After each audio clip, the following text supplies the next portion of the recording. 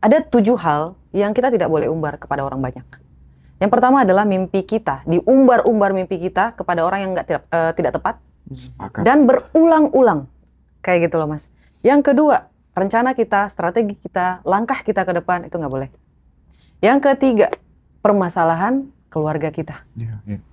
Yang keempat, pendapatan kita.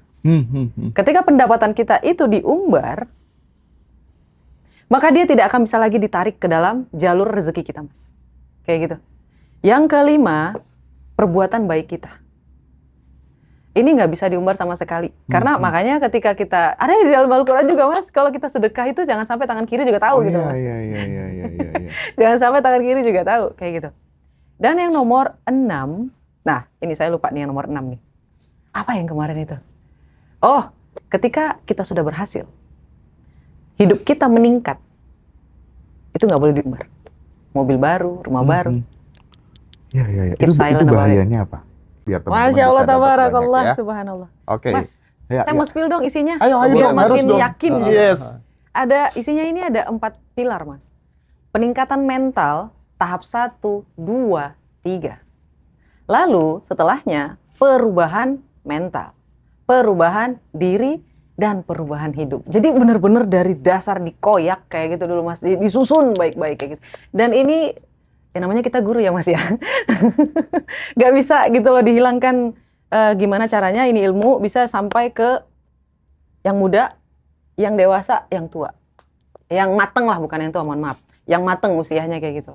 Dan bahasanya tenang aja, saya tidak menyukai istilah-istilah yang, karena itu kelemahan saya. Saya ngebawa, Mas, saya nggak bisa ngehafal misalnya nih terminologi misalnya kayak gitu. Terus istilah-istilah yang saya sedikit kurang pahami kayak gitu, Bahasa Mas. membumi gitu ya. Ya, jadi saya belajar gimana caranya supaya saya bisa mengerti sekali baca. Oke. Kan banyak. Kak Roma ini sering ngajar loa. Ya.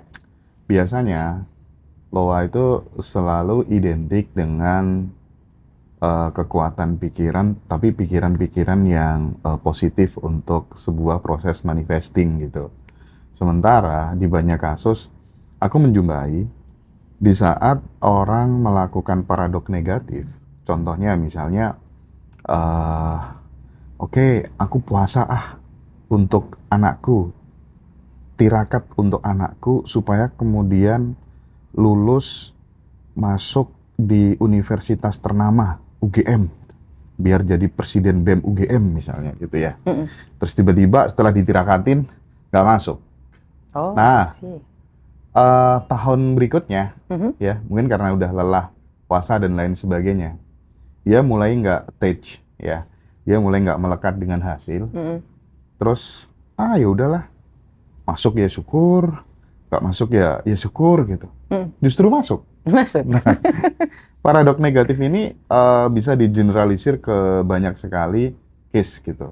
Bagaimana Kak Roma sebagai praktisi loa juga melihat hal ini gimana? Kalau dari saya memang sering terjadi seperti itu ya, Mas Hendra ya. Semakin saya ikhlaskan, itulah kenapa saya udah bilang ada 5 kunci LOA dalam pembelajaran saya. Pertama adalah bersyukur dulu, kayak gitu. Yang kedua adalah ikhlaskan. Yang ketiga adalah self-love. Yang keempat adalah bahagia. Yang kelima adalah usaha.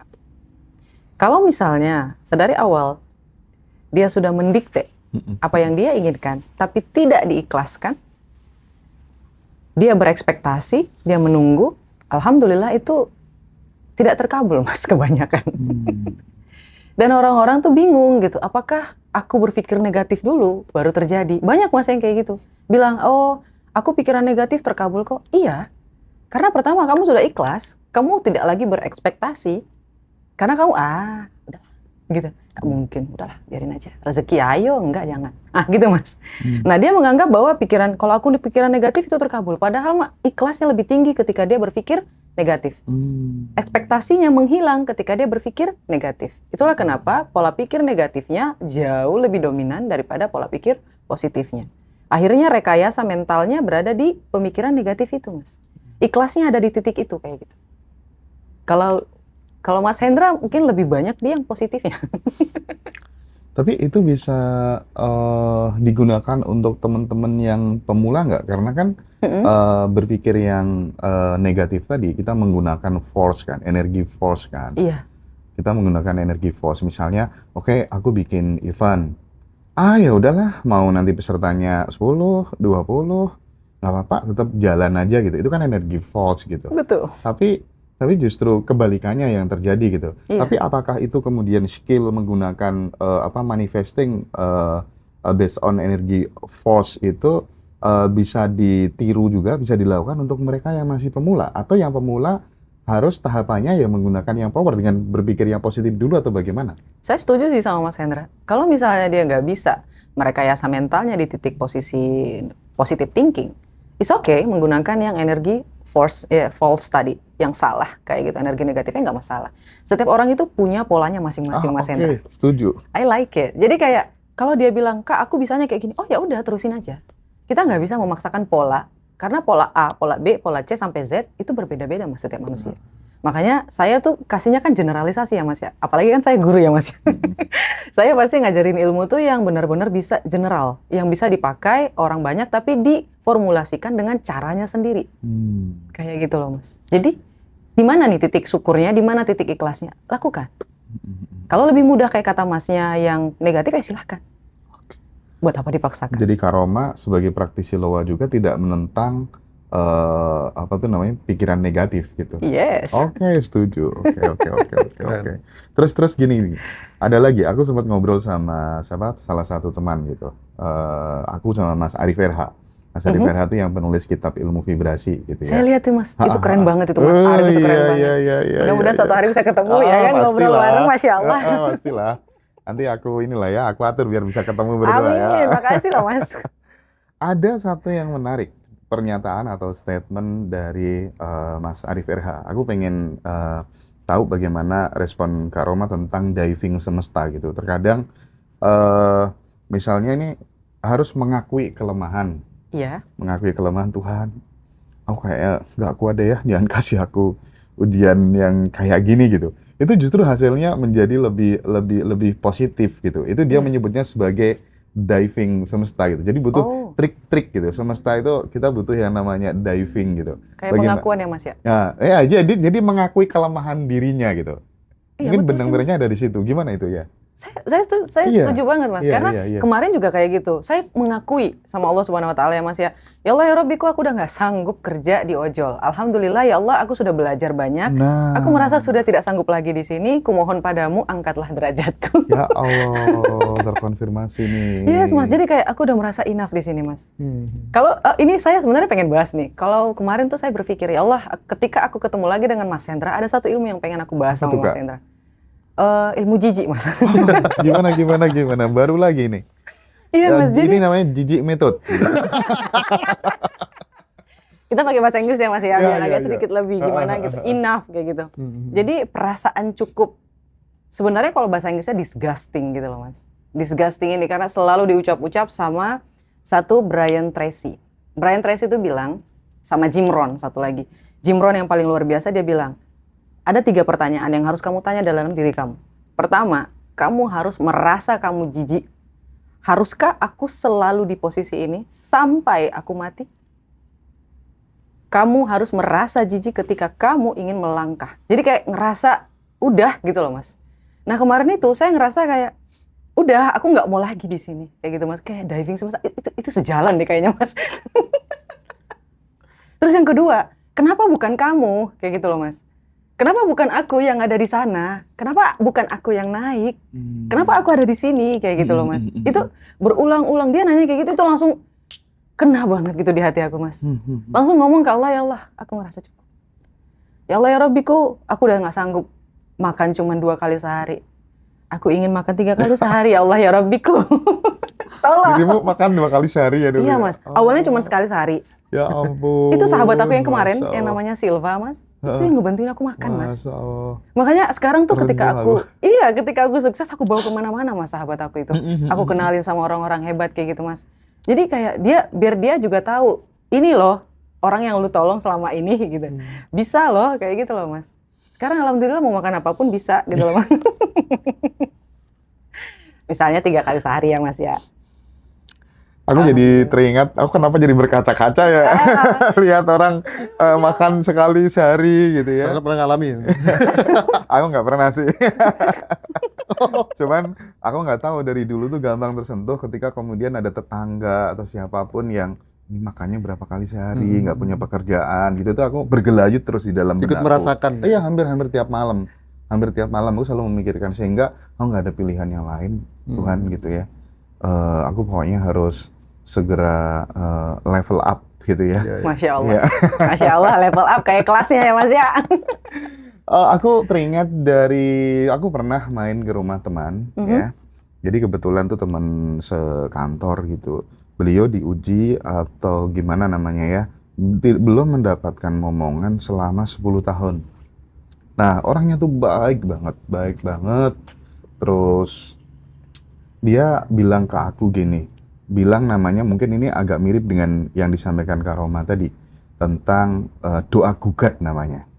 Ya Allah, kalau misalnya aku nggak segera dikasih keturunan, aku wis nggak kuat, aku nggak mau sholat, nggak mau apa-apa gitu.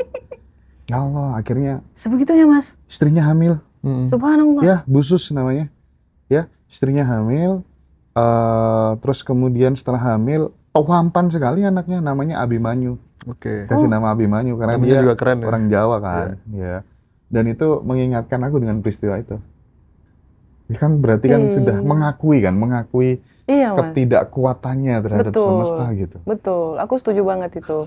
Jadi buat teman-teman kalau misalnya memang sudah tidak sanggup lagi ya ngaku aja sama Allah. Ngapain sosok kuat? Nah, ngapain sosok kuat? Iya, Mas. Apalagi laki-laki ya kan? Ya kayak contohnya sekarang kan bulan puasa. Ya Allah, aku sudah nggak kuat buka sampai sore. Enggak kayak gitu Mas. Enggak kayak gitu. Bercanda. Akhirnya makan kan Sian. Itu kan contoh simpelnya. Ya Allah ya Rabbiku. Jadi itu menarik. Terus kemudian ini ya, Mas Roji barangkali mungkin bisa kalau misalnya kita lagi sakit hati, salah satu metode untuk kemudian menginstall operating system dan software kemakmuran itu kan pada saat kita sedang emosi yang intensif gitu. Berlebih. Dulu salah satu guruku bilang, Hendra, pada saat kamu bahagia sekali, ya silakan meskipun kamu naik motor atau apa gitu berhenti dan berdoa, gitu ya. Terus kemudian pada saat kamu sedih, sakit hati sekali gitu, silakan kamu berdoa gitu, karena reticular activating systemnya mulai kebuka katanya. Nah, itu salah satu cara supaya kemudian bisa memasukkan program baru ke bawah sadar kita gitu. Kok saya berkaca-kaca ya Mas dengar ilmunya itu. Jadi setelah kemudian kadang kan kita kan dihadapkan pada sebuah peristiwa yang benar-benar kita tuh sakit hati banget. Ya Allah, aku udah tulus kayak gini, tapi kok masih kayak gitu. Terus akhirnya kan karena kita dulu belum bisa kontrol, kita doakan buruk tuh orang. Iya. Dan aku sering kejadian-kejadian itu menimpa orang gara-gara, ya aku nggak tahu sebabnya, tapi aku melakukan doa yang buruk tuh tadi karena belum bisa kontrol gitu. Tapi suatu hari setelah paham terminologi ini gitu ya, akhirnya ya sudah, sakit hatinya, ya Allah, mudah-mudahan ini jalan supaya aku bisa naik level gitu ya, bisa take off secara kemakmuran gitu.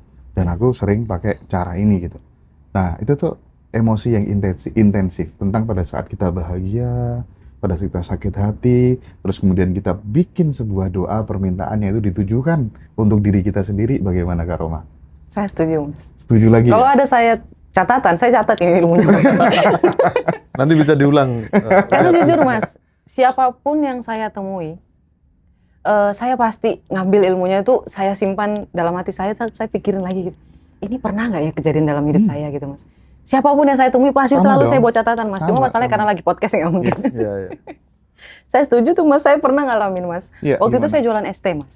Jadi ada bapak-bapak berdua, satu pakai helm menjaga, pakai motornya masih nyala nih Mas.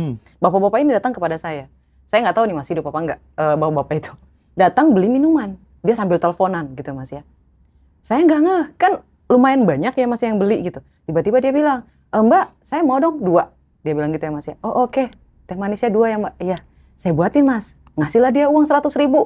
Nah ketika dia ngasih uang 100.000, saya lagi nyakar nih untuk balikan uangnya gitu Mas. Terus tiba-tiba dia nyeletuk gitu di teleponnya.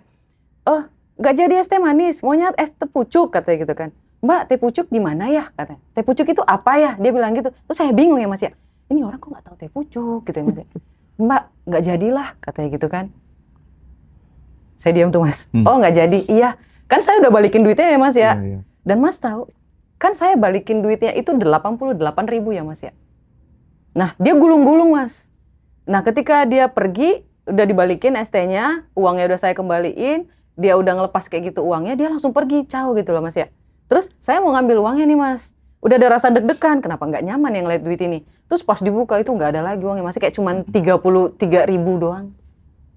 Itu saya nangis kejar mas. Kenapa saya sampai nangis kayak gitu? Sampai saya kejar mas orangnya tuh, dan saya nggak ketemu. Sial iya, capek iya, marah-marah iya, saya sampai nangis, pergi ke tetangga, terus saya peluk itu ibu-ibu. Ada namanya Bude. Dia dari Surabaya juga. Kayak memang saya ditakdirin ketemu sama orang Surabaya mulu. Baiknya luar biasa mas, saya sampai ngadu. Itu dia nyolong 50.000, padahal 50.000 itu kala itu Berharga banget ya. banget mas. Saya kan jualan ST itu kan memang hidupnya di situ mas. Setelah saya keluar dari ojol, sebenarnya saya pernah keluar dulu dari ojol mas. Setelah 1 tahun saya keluar, saya nggak tahan. Karena obrolan bapak-bapak di ojol tuh agak sedikit tidak menyenangkan untuk seorang perempuan yang masih single kayak gitu. Iya, gitu ya. Iya. Dia mengakui saya sebagai calon istrinya yang kedua, disebar satu. Dan dia sama istrinya gitu loh mas. Akhirnya kan istrinya kan ininya ke saya kayak gitu. Terus saya mikir, oh nggak dulu ya Allah, aku pengen usaha ini aja. Dikasih usaha ST mas. Diuji sama teman saya dapat pekerjaan 2 digit gajinya. Wow, ya Allah itu irinya luar biasa. Dari situ saya belajar mas, apa yang harus saya lakukan supaya rasa iri ini bisa menjadi momentum terbaik dalam hidup saya gitu loh mas. Terus saya yakin, ya Allah saya yakin apapun yang engkau tunjukkan di hadapanku adalah apa yang akan terjadi di masa depanku kayak gitu loh mas. Itu saya ungkapi, saya tulis kayak gitu. Ternyata betul mas. Gak nyampe sebulan saya diterima kerja di perusahaan yang sama dengan teman saya. Masya Allah, tabarakallah. Diving method kayak Mas Arif. Diving semesta. Diving semesta. Iya. Masya Allah. Oke. Ada nggak satu kejadian barangkali mungkin yang dialami Karoma sendiri atau dialami teman-teman circle-nya barangkali pada saat misalnya kita tuh lagi menghujat orang gitu, atau lagi pokoknya menjelek-jelekan orang gitu yang melakukan kesalahan tertentu gitu. Iya. Tapi seiring berjalannya waktu dia itu melakukan kesalahan yang sama. Ada mas. Melakukan kesalahan yang sama. Ada. Kalau orang Jawa apa sih? Sengalo bakal melok. Sengalo bakal melok. Yang mengolok-olok bakal ikut gitu loh. Kalau bahasa Inggrisnya apa sih itu? If you resist, persis gitu. Atau gimana sih itu? Ya gitulah. Jadi pada saat kemudian kita itu apa tuh namanya menjelek-jelekan orang, misalnya lagi melakukan kesalahan tertentu gitu, yang kemudian berdasarkan kesepakatan kolektif masyarakat tertentu itu sesuatu yang salah gitu. Terus kemudian dia jelek-jelekan, dia caci maki dan lain sebagainya gitu. Banyak kejadian. Mereka akhirnya mengalami hal yang sama, melakukan kesalahan yang sama. Banyak gitu. mas. Itu tuh kenapa? Cara kerjanya bagaimana kok bisa kayak gitu? Karena ini penting ya. Iya. Karena ini penting supaya kemudian kita lebih hati-hati lagi di dalam Betul, Mas. bertindak gitu. Iya. Ini saya udah ungkapin dalam video saya sampai views-nya itu saking mereka berdebat gitu masih di dalam komentar kayak gitu. Videonya sampai 1,1 juta di Instagram kayak gitu. Saya bingung ini kenapa orang-orang pada nggak percaya ya. Sebenarnya orang-orang itu nggak percaya kayak gini mas, ngebahas soal korupsi. Padahal sudah banyak terjadi. Siapa-siapa para banyak kok, banyak. Cuma memang belum ketahuan aja. Banyak kok yang udah pernah jadi praktisi anti korupsi. Ketika dia menjabat dia malah korupsi. Ada banyak kayak gitu. Bener-bener. Banyak yang gitu mas. Itu yang pertama. Yang kedua, teman saya tuh ada yang kayak gitu. Dia ngadu ke saya, Kak kok kayak gini ya, kayak gini. Iya, karena kamu memprotes kayak gini. Jadi saya jelasin ya mas ya. Takutnya kan itu aib, saya nggak bisa ngungkapin gitu mas. Itu terjadi juga. Dan sama saya juga terjadi mas.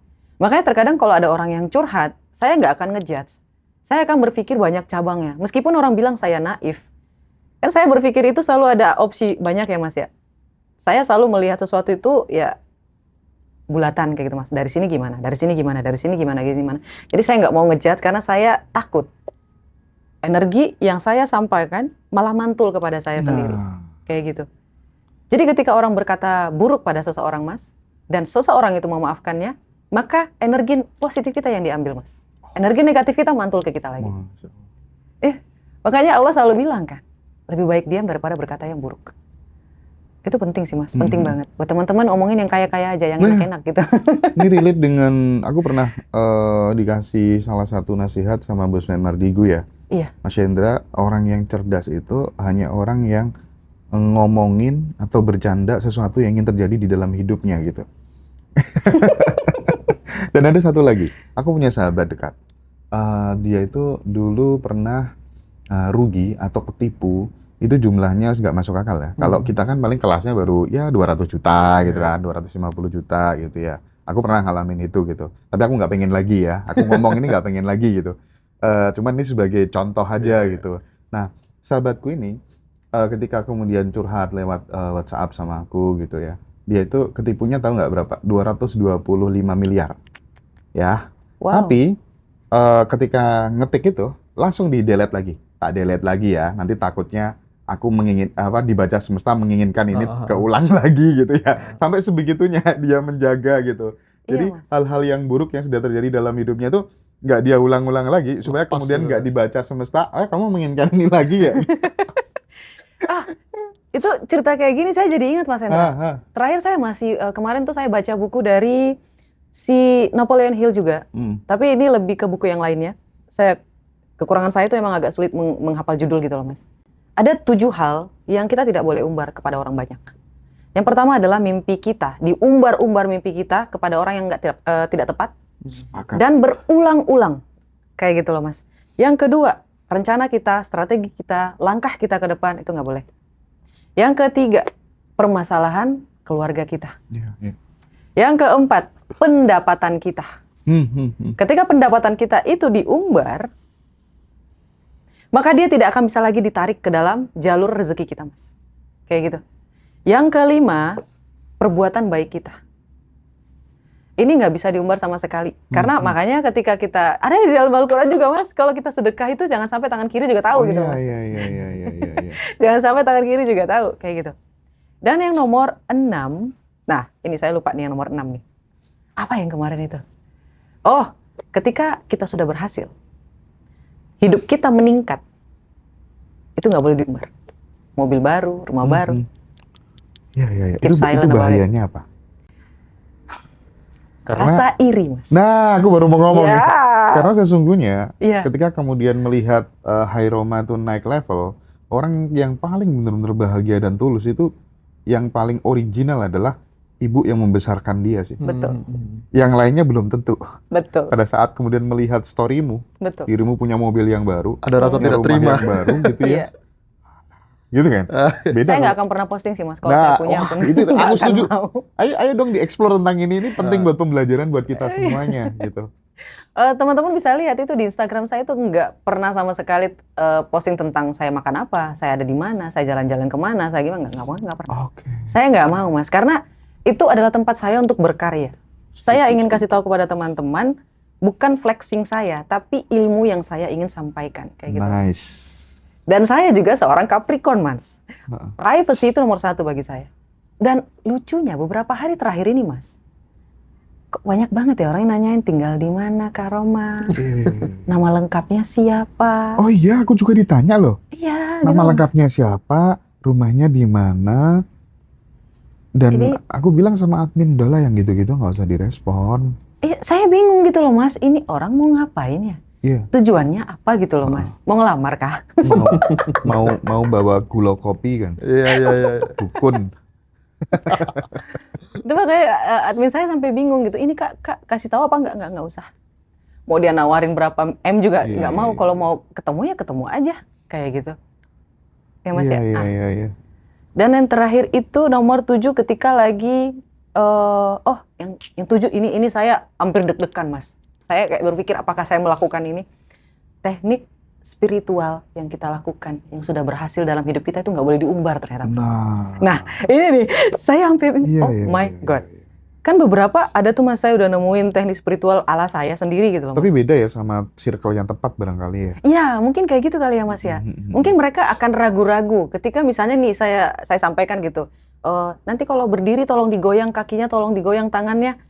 Rasa ragu dari mereka, skeptis, tidak percaya, kayak gitu Mas, itu akan mempengaruhi ke kita Mas. Kayak gitu ternyata. Saya langsung, oh berarti benar, nggak semua ilmu bisa disampaikan ternyata, betul. Ada 7 berarti ya Mas? Iya, iya, tapi bagus juga sih itu, karena mungkin tidak semua orang tuh terkadang gitu kan ngomong, tapi ke orang yang sebenarnya dia nggak butuh gitu loh. Oh iya, Ya kan, betul kadang Mas. buang-buang energi aja kan. Iya, iya. Nah, kecuali kemudian misalnya kita itu lagi ngomong sama, oh ini orang ini bener-bener ngefans sama aku, dia butuh di encourage supaya dia naik level dan lain, itu beda lagi kali konteksnya. Nah, Seperti Mbak yang aku ceritakan tadi, Iya, iya. dia cerita banyak hal ke aku kan biar aku bisa punya film kehidupan yang sama dengan dia, minimal mendekati gitu kan. Iya. Makanya nanti mau tak datangkan di reuni yang di Di Surabaya itu, Surabaya. biar kita semuanya Wow. bisa copy paste Ya. gimana cara dia. Menjadi triluner. Masya Allah, tabarakallah. Itu Menarik. Itu keren sih, Mas. Napoleon Hill ya? Napoleon Hill Mas. Oke, Ada 7. oke. 7 hal yang tidak bisa di-share. Dan yang paling penting itu yang peningkatan hidup itu Mas. Itu nggak boleh Itu sebagai pengingat sih. pengingat. Kadang kalau masa lalu kita suram gitu ya, terus kita bisa mencapai manifesting ini itu tuh seolah-olah sebagai ekspresi kegembiraan dan Kegembiraan. kebahagiaan kita gitu ya. Terus selalu kita sebagai pengingat sih buat saya, buat siapapun. Namanya kita belajar kan ya. Iya. Belajar kepada siapapun ya. Guru kita kan 1000 ya. Ya. Banyak ya. Ketemu siapa aja dijadikan guru kayak Kak Roma ya. Saya siapa aja Mas. Harus rendah hati karena ilmu orang itu banyak. Ember, kalau ketemu orang baru tuh embernya dikosongin dulu. Kita terima nih. Nah nanti disaring lagi, kita lihat mana yang cocok nih. Satu jalan nggak sama kita nih. Iya, iya. Kayak gitu Mas. Kalau ketemu orang baru ya nggak usah ditentang kayak gitu, biarin aja dicerita. Oh iya. Oh iya, teman-teman, mumpung Kak Roma bawa buku I Am the King ya. Ini deh nih. Nanti tanggal 6 Maret itu teman-teman yang ikut kelas itu akan dapat buku itu gratis, teman-teman. Gratis. Ya. Gratis akan dikirim ke alamatnya teman-teman Betul. semuanya gitu ya. Betul sekali. Jadi, silakan. Tapi yang daftar kelas udah banyak banget ya. Jadi teman-teman silakan join di kelas Zoom nanti. Ini pokoknya beberapa hari terakhir tuh nggak tahu ya. Kak Roma tuh naik di medsos di mana-mana sekarang ya. Masya Allah. Bahkan tabarakallah, sibuk atas podcast izin ke sini ke situ gitu kali. Silakan teman-teman yang mau dapat bukunya nanti bisa join di kelas tanggal 6 Maret. Iya. Tapi kalau misalnya mau beli bukunya aja nanti juga bisa di Bisa. Ngaji Roso, bisa pre-order dulu. Ready-nya tanggal berapa? Sekitar tanggal berapa? Tanggal 5 Maret akan dikirim. 5 Maret. Atau misalnya teman-teman yang mau nanti di acara Mi'raj Kesadaran yang 28 Maret, kita juga akan nyetok bukunya Kak Roma, I Am the King. Yes. Termasuk yang reuni di Surabaya, kita juga akan bawa buku itu biar teman-teman Masya Allah, bisa dapat tabarakallah, banyak ya. subhanallah. Oke. Mas, Ya, saya mau spill dong isinya. Ayo, biar dong, makin harus dong. yakin. Yes. Ada isinya ini ada 4 pilar Mas. Peningkatan mental tahap 1, 2, 3. Lalu setelahnya perubahan mental, perubahan diri, dan perubahan hidup. Jadi benar-benar dari dasar dikoyak kayak gitu dulu Mas, disusun baik-baik kayak gitu. Dan ini ya namanya kita guru ya Mas ya. Gak bisa gitu loh dihilangkan gimana caranya ini ilmu bisa sampai ke yang muda, yang dewasa, yang tua. Yang mateng lah, bukan yang tua, mohon maaf. Yang mateng usianya kayak gitu Mas. Dan bahasanya tenang aja, saya tidak menyukai istilah-istilah yang karena itu kelemahan saya. Saya ngebawa Mas, saya nggak bisa ngehafal misalnya nih terminologi misalnya kayak gitu. Terus istilah-istilah yang saya sedikit kurang pahami kayak gitu Bahasa Mas. membumi gitu ya. Ya, jadi saya belajar gimana caranya supaya saya bisa mengerti sekali baca. Kan banyak buku yang saya baca nih Mas. Yang membuat saya kurang suka baca buku bahasa Indonesia itu, istilahnya itu kalau menurut saya pribadi itu kurang enak. Iya, oke. Dan saya butuh sampai 10 kali untuk membaca agar saya memahami. Dan alhamdulillah ini buat teman-teman semuanya. Ya, atas izin Allah, bahasanya adalah bahasa yang membumi kayak kata Mas Enta. Ini mudah sekali dibaca buat siapapun. Kamu tidak malas membaca buku, kamu cuma malas untuk berpikir. Malas berpikir ya. Iya, karena 10 kali kan Mas biasanya buku yang pakai istilah kayak gitu. Oke. Iya. Jadi di era saat ini itu kan orang pada sibuk memperbarui handphone gitu ya. Iya. Memperbarui mobil gitu. Tapi mereka lupa memperbarui isi pikirannya gitu. Nah, Betul. salah satu caranya ya lewat baca buku dong. Menambah Betul, knowledge Mas. ya. Lewat dengerin dialog-dialog yang sekiranya mengencourage dirimu untuk kemudian bertumbuh lebih baik gitu kan. Itu jangan handphonenya aja yang diperbarui, jangan mobilnya aja yang diperbarui, tapi isi kepalanya juga harus diperbarui ya teman-teman semuanya ya. Setuju, Mas. Oke, Mas Rozi,